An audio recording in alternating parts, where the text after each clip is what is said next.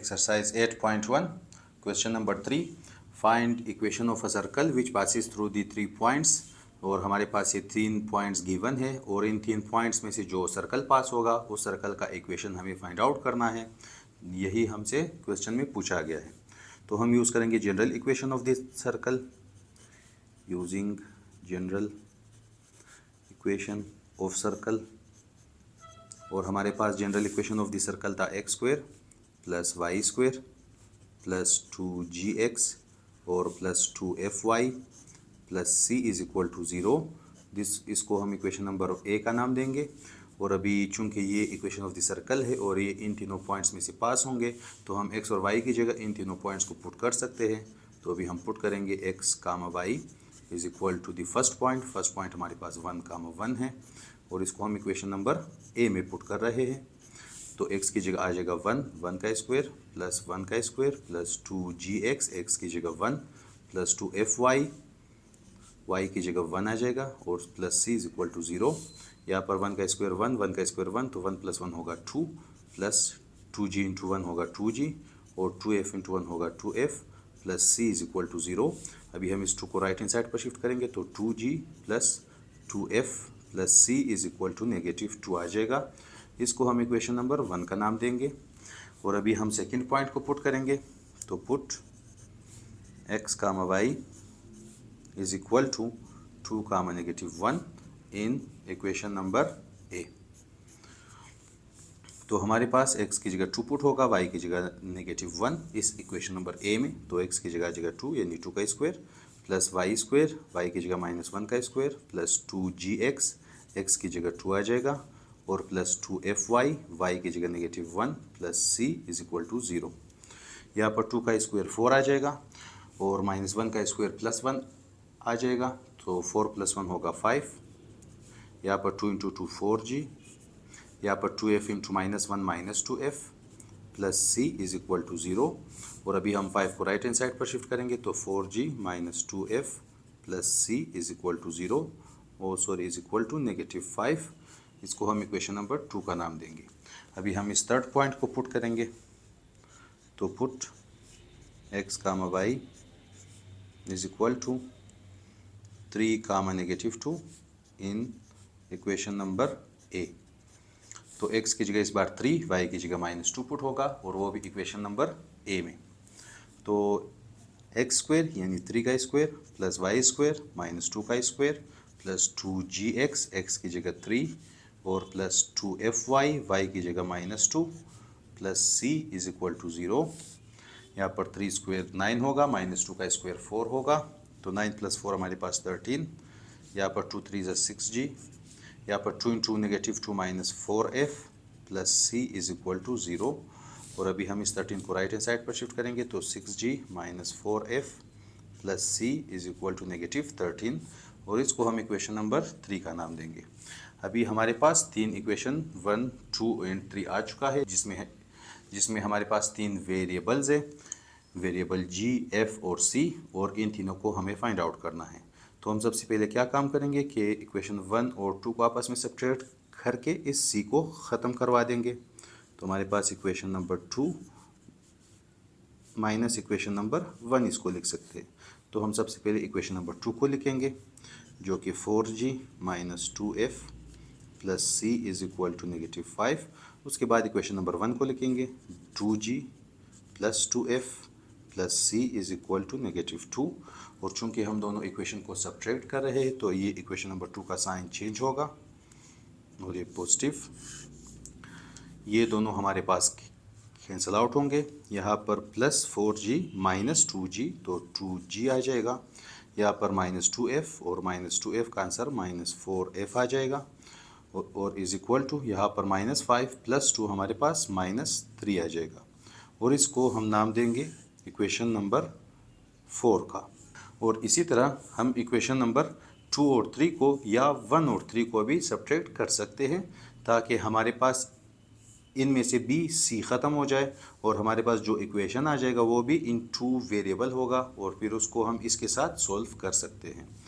तो इधर हम इक्वेशन नंबर 2 को सब्ट्रैक्ट करेंगे इक्वेशन नंबर 3 के साथ। तो हमारे पास इक्वेशन नंबर 2 सबसे पहले लिखा जाएगा, जो कि 4g minus 2f plus c is equal to -5 है। उसके बाद इक्वेशन नंबर 3 हमारे पास 6g minus 4f plus c is equal to -13, और चूंकि हम सब्ट्रैक्ट कर रहे हैं तो ये साइन ही चेंज होंगे। इसका प्लस था नेगेटिव, इसका नेगेटिव था पॉजिटिव में, इसका पॉजिटिव नेगेटिव में, इसका नेगेटिव पॉजिटिव में। यहाँ पर c और c आपस में कैंसिल आउट होंगे। यहाँ पर plus 4g minus 6g minus 2g आ जाएगा, और इधर हमारे पास माइनस 2f प्लस 4f हमारे पास प्लस 2f आ जाएगा, इज इक्वल टू यहाँ पर -5 प्लस 13, तो ये हमारे पास आ जाएगा 8, और इसको हम इक्वेशन नंबर 5 का नाम दे सकते हैं।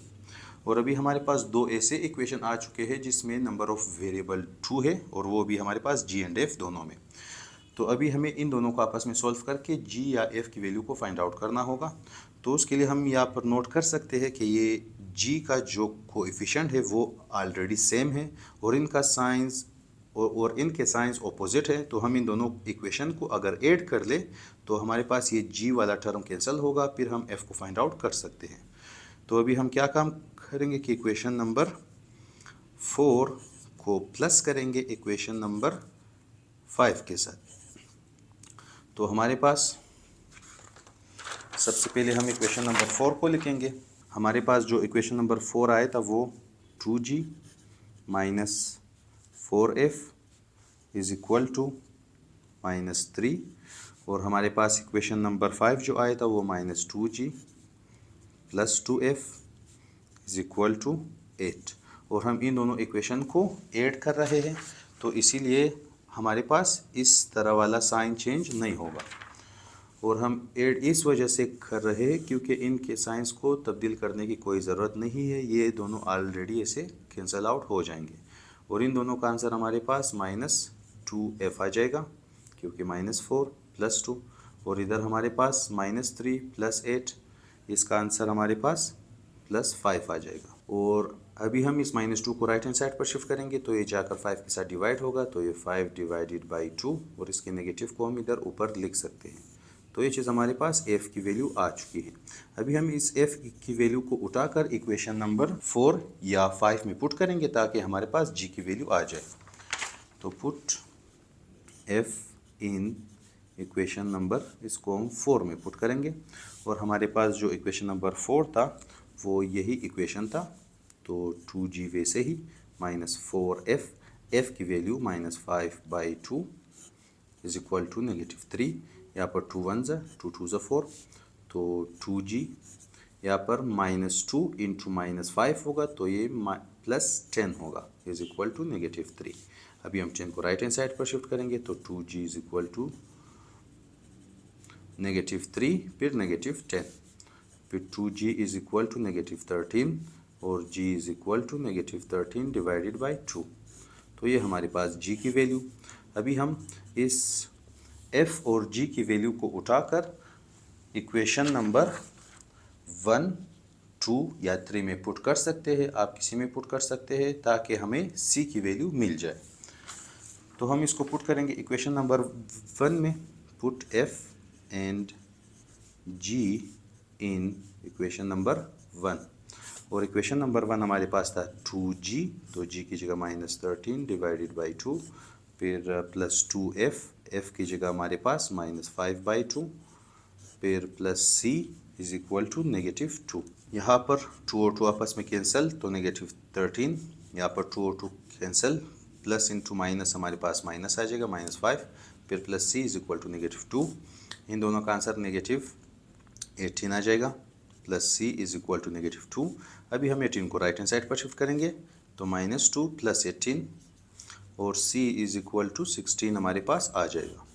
तो जबकि हमारे पास f, g और c की वैल्यू मिल चुके हैं, तो हम इसको पुट करेंगे इक्वेशन नंबर a में, put values of g, f and c in equation number a, और इसको जब हम पुट करेंगे तो हमारे पास इक्वेशन ऑफ द सर्कल आ जाएगा।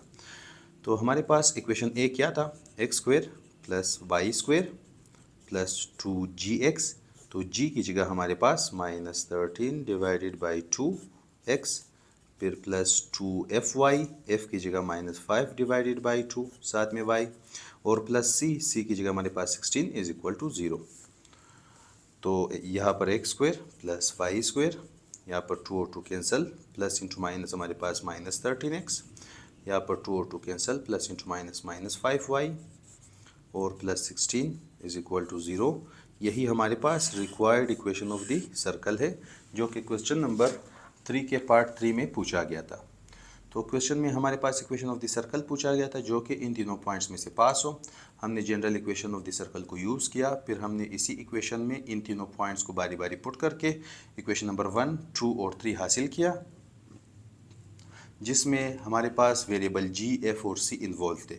फिर हमने इनको साइमल्टेनियसली सॉल्व करके 2 वेरिएबल इक्वेशन में चेंज किया और 2 दाना हमने हासिल किया, जिसमें g और f दोनों इन्वॉल्व थे। फिर हमने इन दोनों को साइमल्टेनियसली ऐड किया, यानी कि सॉल्व किया। सॉल्व करने के बाद f की वैल्यू हमारे पास -5/2, इसको हमने इक्वेशन नंबर 4 में पुट किया, हमारे पास g की वैल्यू। फिर हमने f और g को उठाकर इक्वेशन नंबर 1 में पुट किया, c की वैल्यू हमारे पास आ गई है। उसके बाद हमने इन तीनों वैल्यूज़ को उठाकर इक्वेशन नंबर a में पुट किया, जो कि इक्वेशन ऑफ द सर्कल हमारे पास आ जाएगा। अगर आप चैनल पर नए हैं, चैनल को सब्सक्राइब करें, वीडियो को लाइक करें और शेयर करें।